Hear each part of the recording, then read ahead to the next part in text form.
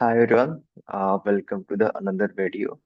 And आज की video में बेसिकली मैं बात करने वाला हूँ कि किसी भी बिजनेस को हम मीडिया बाइंग के थ्रू एक सक्सेसफुल बनाना चाहते हैं तो हमें इन दो चीजों का बहुत ही अच्छे से ध्यान रखना पड़ता है। सबसे पहला इज कि media buying I mean campaign side strategy, and one is market side strategy. ये कैंपेन साइड स्ट्रेटजी क्या होती है एंड मार्केट साइड स्ट्रेटजी क्या होती है, हम इस दोनों के बारे में आज थोड़ा सा डिस्कस करेंगे कैसे ये चीज एक्चुअली में वर्क करती है। So let's discuss. तो हम सबसे पहले ये जानेंगे कि market side I mean media buying side क्या होती है, आई मीन कैंपेन साइड क्या होती है। तो एज अ मीडिया बायर हमें ये चीजें पता होना चाहिए कि जो फेसबुक है, बेसिकली आज फेसबुक के ऐड के रिगार्डिंग हम बात करेंगे। Because I am just Facebook ad, I mean, I run the Facebook ad, right? That's why I'm talking one more about the Facebook ad. So, आज के फेसबुक के पास इतना ज्यादा डाटा है कि वो कैंपेन खुद से समझ सकता है कि एग्जैक्टली किसको टारगेट करना है। इन द 2020 90, आई मीन 2020, 2019, 2018, 2016, 15, उस टाइम क्या होता था, फेसबुक के पास उतना अच्छा डाटा, उतना सॉलिड डाटा था नहीं, उतना एआई भी उसका इन्हांस नहीं हुआ था। इसके कारण हमें फेसबुक को ये बताना पड़ता था कि एग्जैक्टली कौन सा हमारा टारगेट है, टारगेट ऑडियंस है। लेट से कि मैं सप्लीमेंट सेल कर रहा हूँ, तो सप्लीमेंट सेल करने के लिए मुझे जिम के टारगेट ऑडियंस हो सकते हैं मेरे, जो फिटनेस के हैं वो हो सकते हैं, हेल्थ के जो हेल्थ में इंटरेस्ट रखते हैं वो हमारे टारगेट ऑडियंस हो सकते हैं। तो हमें फेसबुक को एक काइंड ऑफ आइडिया देना पड़ता था हमें टारगेटिंग का। हाँ हाँ, ये टारगेटिंग हो सकते हैं, जिसको जा करके दिखाओ। But now Facebook is more than enough smart. ये खुद समझ जाता है कि एग्जैक्टली उसे दिखाना किसको है। तो अगर आज हम फेसबुक को बहुत ज्यादा लेयर टारगेटिंग कर रहे हैं, लेजर टारगेटिंग कर रहे हैं, स्टैकिंग कर रहे हैं, इंटरेस्ट बेस्ड टारगेटिंग कर रहे हैं, बहुत ज्यादा ये सब सारी चीजों पर ध्यान दे रहे हैं, trust me, it will not going to be scalable. Because process जितना सिंपल रहेगा आपका, आपका एक कैंपेन का स्ट्रक्चर जितना ज्यादा सिंपल रहेगा उतना ही ज्यादा स्केलेबल होगा। और जितना ही उसको डेट में करोगे, ऐड ऑफ करोगे, ऑन करोगे, ये करो वो करो, उतना ही ज्यादा आपके लिए बहुत ज्यादा कॉम्प्लेक्स कॉम्प्लेक्स होते जाएगा। And it is one of the main reason जिसकी वजह से जब कैंपेन को हम बढ़ाते हैं, बजट बढ़ाते हैं, तो जो हमारा सीपीएल है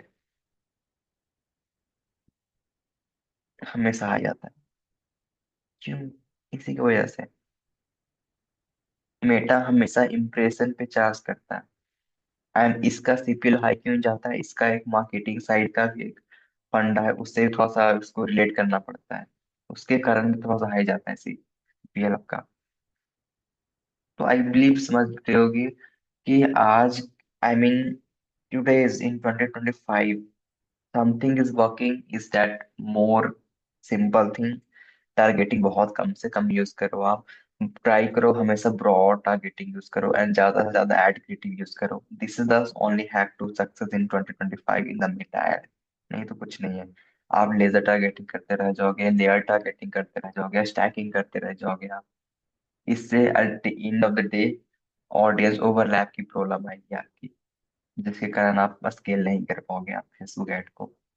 एंड वही चीज जब इससे स्केल करना चाहोगे तो सीपीएल हाई चला जाएगा, क्लिक थ्रू सा सेम रहे लेकिन परचेज डाउन चला जाएगा आपका। ये सब सारी चीजें प्रॉब्लम आना जेन्युइन है। अगर आप सेम चीज करते हो तो सेम पुराने मेथड को अप्लाई करते हो, तो नया मेथड यही है, use use the broader target audience and try to be, I mean less complicated structure को बनाओ, मेनली सिंपल स्ट्रक्चर को बनाओ, एंड एक चीज और थोड़ा सा फैक्ट बता देना चाहता हूँ कि जो फेसबुक होता है ना, रिटारगेटिंग खुद से करता है। आई मीन रिटारगेटिंग करने के लिए तो काफी सारे एड क्रिएटिव चाहिए होती है। अगर आप एड एड सेट के सेक्शन में जाओगे, आप जहाँ पे एड क्रिएटिव रहते हैं वहां पे फ्रीक्वेंसी देखोगे तो 1.5 टू 3 रहती है, मेनली 1.5 ही रहेगी फ्रीक्वेंसी। आसपास अगर बिगनर हो तो 1 से 1.5 ही रहती है। इट मीन कि फेसबुक खुद उस चीज को रिटारगेट करके फिर से दिखा देता है सामने वाले पर्सन को, तो हमें रिटारगेटिंग करने का भी जरूरत नहीं पड़ती मोस्ट केसेस में। तो this is the thing that is happening inside the Facebook, because Facebook is going getting advance day by day. That is the first thing. And जो कि फेसबुक एड कैंपेन के साइड से, वो जो campaign side से, second is marketing side से, मैं बताता हूँ। तो मार्केटिंग साइड से ये चीज है कि एक चीज, एक कस्टमर के बहुत सारे प्रॉब्लम्स के, टारगेट ऑडियंस के बहुत सारे प्रॉब्लम को सॉल्व कर सकता है। Let's say I have this phone, right? तो ये फोन सिर्फ गेम खेलने के लिए इस्तेमाल नहीं होगा, ये फोन बेटर प्रोडक्टिविटी के लिए इस्तेमाल हो सकता है फॉर द बिजनेस ओनर। ये फोन एक कैमरा पर्सन के लिए अच्छा फोटो खींचने के लिए भी इस्तेमाल हो सकता है। ये को फोन किसी सेल्स कॉलर, टेली कॉलर पर अच्छा कॉल करने में भी इस्तेमाल हो सकता है। ये कॉल, ये आई मेक ये जो मोबाइल एक बजट फ्रेंडली में भी, काइंड ऑफ बजट फ्रेंडली भी फिट हो सकता है। तो हमारे पास एक ही फोन है, लेकिन इस फोन के बहुत सारे मल्टीपल बेनिफिट्स एंड फीचर्स हैं, राइट? तो हमें एज ए मार्केटर, हमें मेन एजेंडा या फोकस करना रहता है कि एक प्रोडक्ट का जितना भी हमारे पास बेनिफिट, जितना भी फीचर्स हमारे पास हो, वो सबके रिगार्डिंग अलग अलग एड सेट बनाए, अलग अलग उसका अलग अलग एड वीडियो शूट करे, अलग अलग हुक बनाए, एंड सब चीज को टेस्ट करें market, and pick the winning one. Because आपका प्रोडक्ट एक है, लेकिन प्रॉब्लम जो है ना, वो एक नहीं सोल्व कर रहा, वो मल्टीपल प्रॉब्लम सोल्व कर रहा है आपका product. So it's the mandatory कि आप अपने प्रोडक्ट का मल्टीपल एड एंगल लेकर आओ। एंड यहीं पे छुपा हुआ है राज सीपीएल का पढ़ने का। यहाँ क्या होता है, जब हमारे पास एक या दो हार्डली क्रिएटिव रहते हैं, तो ठीक है, फेसबुक रिजल्ट देते रहता है। लेकिन जैसे ही बढ़ाते हैं हम इस चीज को, तो हमारे फेसबुक के पास दो ही ऑप्शन रहता है। लेट्स से कि हम दो एंगल टारगेट कर रहे हैं, एक गुड कैमरा टारगेट कर रहे हैं, एक गेमिंग टारगेट कर रहे हैं।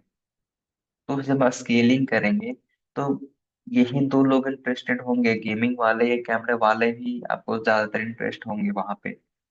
लेकिन अगर यही ऐड उस पर्सन को मिल रहा है जो टेली कॉलिंग करता है, मान लिया जाए कि टेली कॉलिंग करने वाला बंदा 60% हो, एंड जो आपका कैमरा वाला एंड गेमिंग वाले पर्सन 40% हो, तो 60% ऑडियंस ऑलरेडी मिस करते रहे हो। लेकिन अगर आप एक एड एंड लेकर आ जाओ जहाँ पे टेली कॉलिंग, मतलब कि जो पर्सन सेल्स कॉलिंग अच्छे से कर सकता है बिना किसी को पता चले रिकॉर्डिंग पर, वो रिकॉर्ड कर सकता है, अच्छे से डाटा देख सकता है, कॉल रिकॉर्डिंग शेयर कर सकता है टीममेट्स के साथ, काफी सारी चीजें कर सकता है, ऐसा कुछ फीचर इस मोबाइल में, फोन में है। डेफिनेटली टेलीकॉलर भी इंटरेस्टेड होंगे, एंड 60% चांस है कि वो बाई करेंगे। तो ऑटोमेटिकली हम जब स्केलिंग करेंगे, तो telecaller will also buy that, and telecallers buy करेंगे, definitely it will going to the profitable product, isn't it? Yes. So we have our, as a marketer, it's our core responsibility कि हमें क्या करना है कि अपने प्रोडक्ट के regarding जितना ज्यादा बेनिफिट्स हो सके, जितना ज्यादा पेन पॉइंट्स सॉल्व कर सके, करवा सके, everything we have to note it down, and I have to I mean everything we have to just mention over there. So I believe you will just understand my point कि what I am trying to tell you out, कि हमें दोनों side को approach को देखना है। As a media buyer हमें marketing side को ही देखना है, and as a media buyer हमें खुद फेसबुक एड को ही देखना है कि कैसे दो चीज वर्क कर रही है।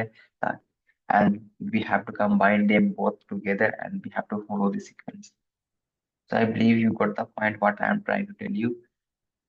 So keep the campaign as simple as possible, use the broader targeting, and always create more and more and more ad creative. Always find more and more problems regarding the product. Always create more and more angles for a product. And that's the main agenda of winning the end game, Facebook ads. So I believe you understand my point. And till then, bye bye. We'll meet you in the next video. Then see you. Bye bye. Good night.